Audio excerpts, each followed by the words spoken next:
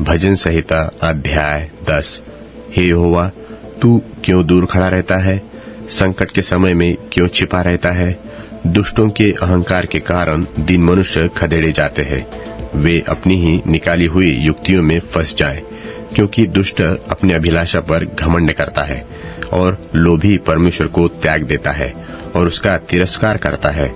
दुष्ट अपने अभिमान के कारण कहता है कि वह लेखा नहीं लेने का। उसका पूरा विचार यही है कि कोई परमेश्वर है ही नहीं। वह अपने मार्ग पर दृढ़ता से बना रहता है। तेरे न्याय के विचार ऐसे ऊंचे पर होते हैं कि उसकी दृष्टि वहां तक नहीं पहुंचती। जितने उसके विरोधी है उन पर वह फुंकारता है।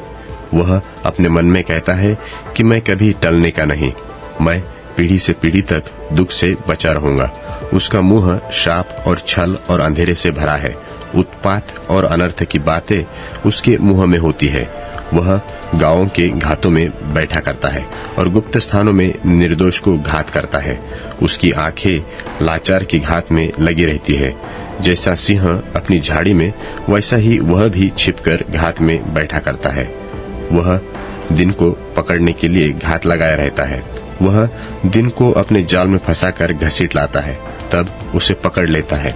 वह झुक जाता है और वह दबक कर बैठता है और लाचार लोग उसके महाबली हाथों से पटके जाते हैं।